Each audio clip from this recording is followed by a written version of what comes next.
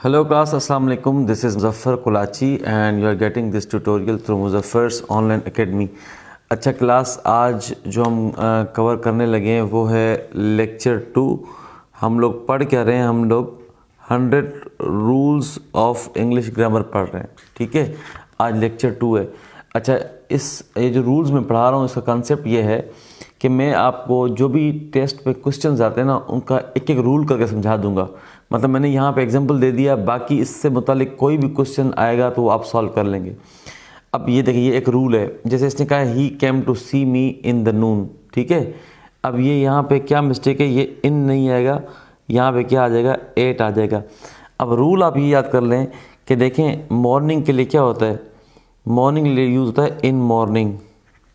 क्या यूज़ होता है? In morning. क्वेश्चन में कोई भी इस तरह मिस्टेक आ जाए तो आपको पता होना चाहिए मॉर्निंग के साथ क्या आता है, इन आता है।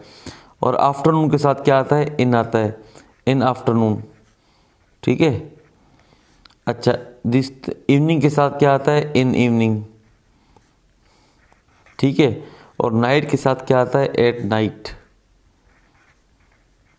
ये तो 4 मेन है ना जो आपको आने चाहिए, in morning, in afternoon, in evening और एट नाइट। ठीक है, यहाँ तक तो क्लियर हो गया।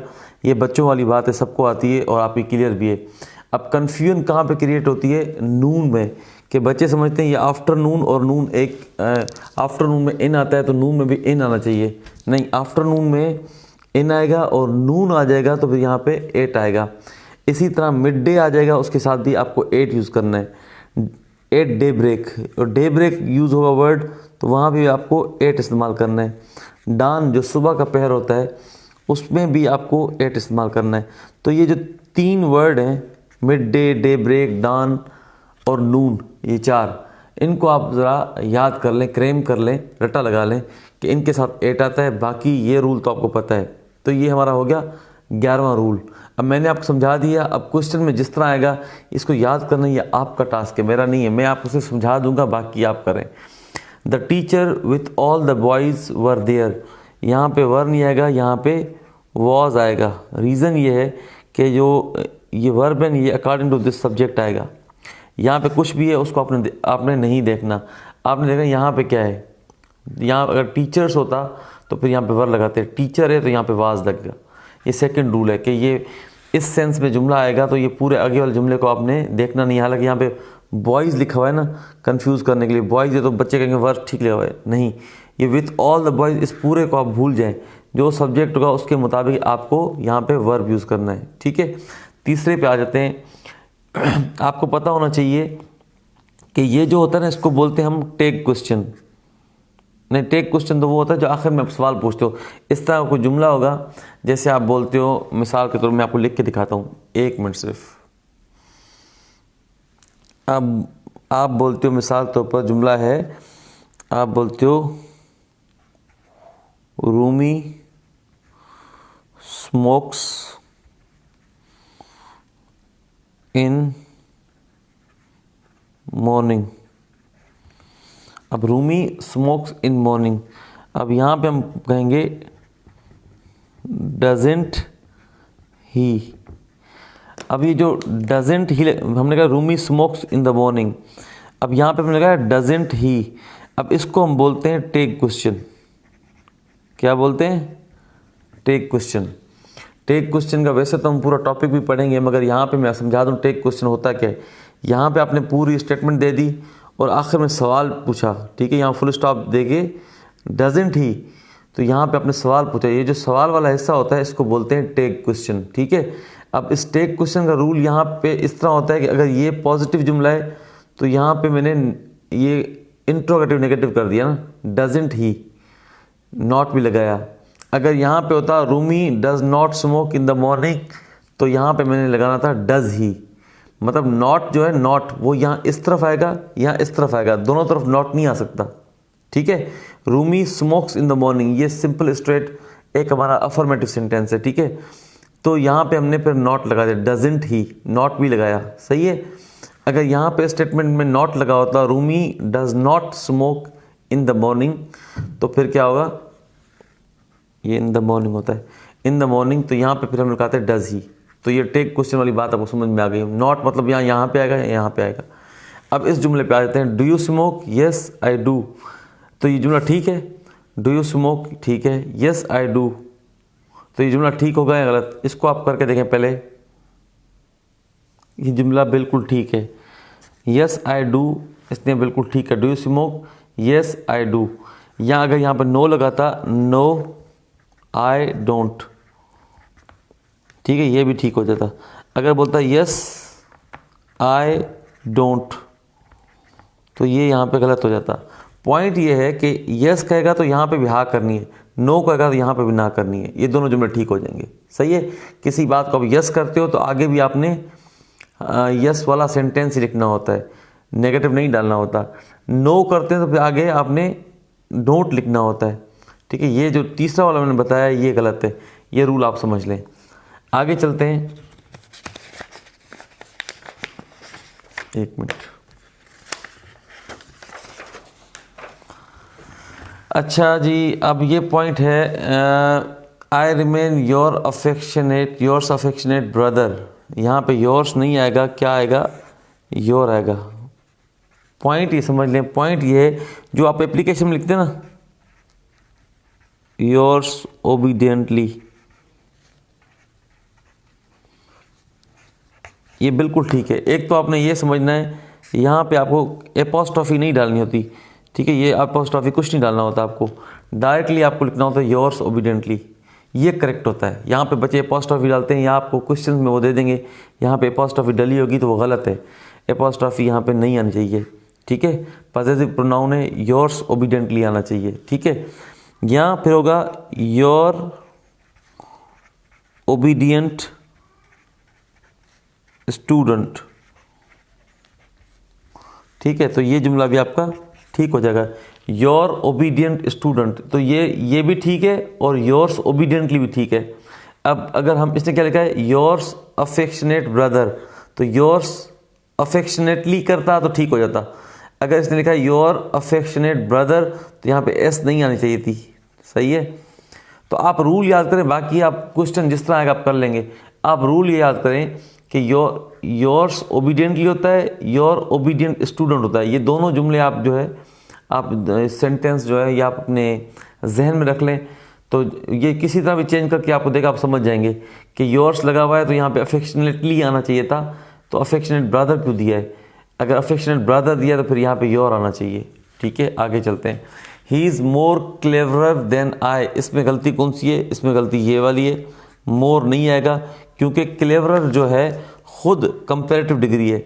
आपको पता होगा ना, एडजेक्टिव की 3 डिग्रीज होती हैं, कौन कौन सी, पॉजिटिव, ठीक है, और कंपैरेटिव, ठीक है, और सुपरलेटिव। तो डबल कंपैरेटिव यूज़ नहीं होता। रूल ये है कि जो डबल कंपैरेटिव होता है, 2 कंपैरेटिव्स एक साथ जो है वो यूज़ नहीं होते। ठीक है, ये पॉइंट है, डबल कंपैरेटिव यूज़ नहीं होता, पॉइंट ये है। आगे चलते हैं। A white and black pigeon are sitting in the tree. अब यहाँ पे क्या गलत है, यहाँ पे आर गलत है, इज़ आना चाहिए। वजह क्या है कि ये वाइट एंड ब्लैक पिजन, ये दोनों जो है ना, ये एक ही कबूतर की बात हो रही है। पता कैसे चले एक की बात हो रही है या दोनों अलग अलग हैं, पता कैसे चलेगा, पता ऐसे चलेगा कि दोनों में आर्टिकल अगर अलग अलग लगा हो तो 2 अलग अलग कबूतरों की बात हो रही है। अगर article a white and black pigeon लिखा हुआ है तो आर्टिकल हम यहाँ पे एक ही इस्तेमाल हुआ हुआ है। जब एक आर्टिकल इस्तेमाल हुआ हुआ है तो मतलब वो जो है अपना ये एक ही कबूतर की बात हो रही है। अगर 2 आर्टिकल यूज़ होते हैं, यहाँ लिखा होता अ white and a black pigeon, तो मतलब 2 जो है कबूतरों की बात है। रूल एक याद कर लें, एक आर्टिकल यूज़ होगा ना, एक आर्टिकल तो मतलब एक ही बंदे की बात हो रही है, एक ही चीज़ की बात हो रही है। 2 आर्टिकल तो मतलब 2 बंदों की बात हो रही है। ठीक है, अब यहाँ पे दोबारा जुमले में देखें, a white and black pigeon are sitting in the tree. अब वाइट एंड ब्लैक पिजन, ये एक ही कबूतर की बात हो रही है, तो आर आना चाहिए, इज़ आना चाहिए, इज़ आएगा क्योंकि एक ही चीज़ है, सिंगुलर है, तो उसके साथ आप इज़ इस्तेमाल करते हैं। सही है, समझ में आ गया। अगर हम बोलते हैं मिसाल के तौर पर एक और हम मिसाल ले लेते हैं, जगह कम है पर फिर भी ट्राई करते हैं। A red and white car is parked outside. जुमला ठीक है। A red and white car is parked outside, जुमला बिल्कुल ठीक है। क्यों, यहाँ पे क्यों इज लगा, क्योंकि रेड और वाइट ये दोनों एक ही कार का हम जिक्र कर रहे हैं। अगर दो कार्स होती तो हम क्या बोलते, a red and a white car. सही है। अब इससे रिलेटेड वो हॉर्स एंड कैरेज का मिसाल दे देते हैं। कहते हैं यहाँ हॉर्स का बोलते हैं a white and black horse is standing outside, तो ये भी ठीक है। अगर हम बोलेंगे अ white and a black horse, फिर हम बोलेंगे आर स्टैंडिंग आउटसाइड। तो इस रूल को दोबारा आप सुन लीजिएगा, आपको समझ में आ जाएगा। This plan is preferable than that, than नहीं आएगा, प्रेफरेबल के साथ टू आता है। ये मैं आपको पॉइंट पहले भी समझा चुका हूँ। कौन सी पॉइंट है? पॉइंट ये है कि प्रेफर के साथ क्या लगता है, टू लगता है। इसी तरह जो भी words I O R end होते हैं उसके साथ टू लगता है। जिस तरह सीनियर टू होगा, ही सीनियर टू मी। इसी तरह जूनियर क्या होगा, टू होगा। इसी तरह आप लगा दें inferior, nobody is inferior to me.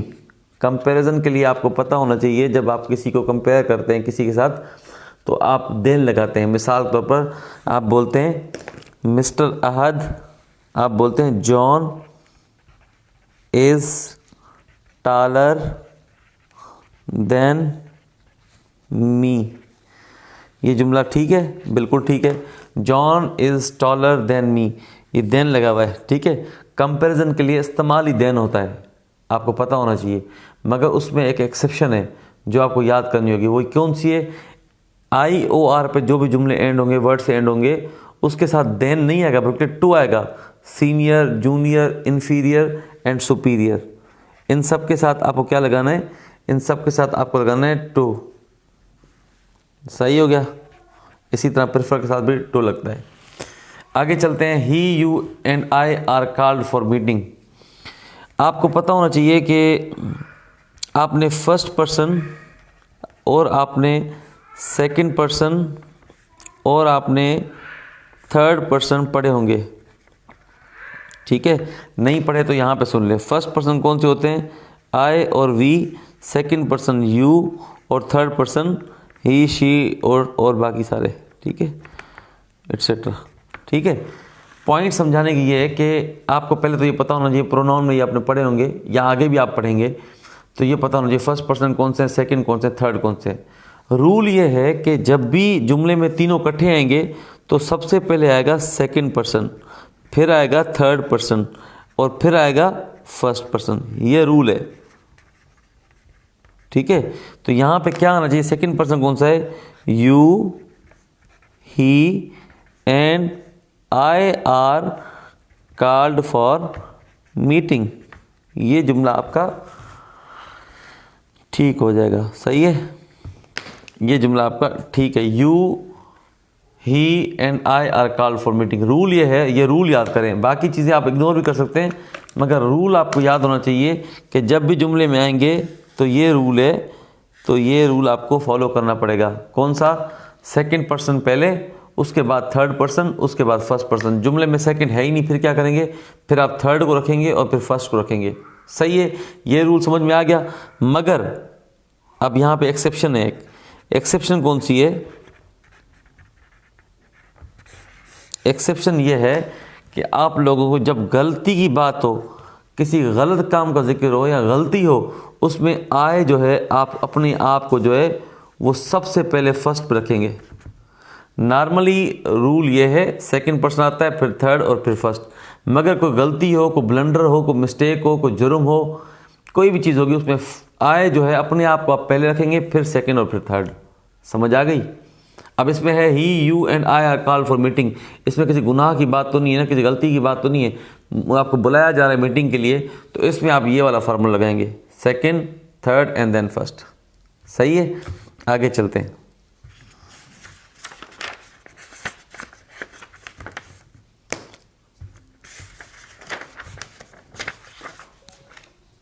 Battery भी लो है, बंद ना हो जाए मोबाइल। चलो, each of this girls no French. Each आ गया ना यहाँ पे, ईच के साथ फिर यहाँ पे क्या होना चाहिए, नोज होना चाहिए। ये मैंने शायद कल भी आपको रूल बताया था। ईच के साथ, एवरी बडी के साथ, एवरी वन के साथ और नो वन के साथ, नो बडी के साथ, इन सब के साथ क्या आता है, सिंगुलर वर्ब आता है। नो बडी, नो वन, ठीक है, इन सब के साथ क्या आता है, सिंगुलर वर्ब आता है। सिंगुलर वर्ब, सिंगुलर वर्ब्स का आपको पता होना चाहिए। इज सिंगुलर वर्ब है सिंगुलर वर्ब है। अगर कोई वर्ड है तो उसमें एस का इजाफा होगा, ये सिंगुलर हो जाएगा। तो each of these girls knows French, ठीक है। भले यहाँ पे गर्ल्स से कोई फर्क नहीं पड़ता, आपको नोज ये नहीं लगा, नो नहीं लगाना, बल्कि आपको नोज लगाना है, ठीक है। आगे चलते हैं। One should not betray his friends. यहाँ पे वन दिया गया है, हिज तो नहीं आएगा ना, ही होता तो फिर यहाँ पे हिज आता, शी होता तो यहाँ पे हर आता। यहाँ पे वन है तो इसका मतलब यहाँ पे क्या होगा, वंस। सही है, पॉइंट ये है। ही होता तो फिर क्या आता, हिज। शी होता तो फिर क्या आता, हर। और वन है तो फिर क्या आएगा, वंस। वैसे मैं आपको ये भी बता दूं कि वन जो है refers to both gender, both gender, ठीक है, दोनों जेंडर को। जब आपको पता ना हो कि लड़की है लड़का है तो आप वन यूज कर सकते हैं। Is he giving the examination, yes I think. पहली बात तो पेपर देने को गिविंग नहीं बोलते, टेकिंग बोलते हैं। क्या आप पेपर दे रहे हैं ना, जैसे आप बोलेंगे, मैं बोलता हूँ कि मैं फिजिक्स का पेपर दे रहा हूँ, तो मैं बोलूँगा I am taking physics paper. जो स्टूडेंट है वो एग्जामिनेशन को, पेपर को टेक करता है। ये पॉइंट अपनी याद कर लेनी है। यस आई थिंक नहीं आएगा, yes I think so, I think so, फिर जुमला पूरा होगा। सही है। तो एग्ज़ाम देना, ठीक है, उसको क्या बोलते हैं, एग्ज़ाम देने के साथ वो टेकिंग एग्ज़ाम, ठीक है। बस पूरे हो गए।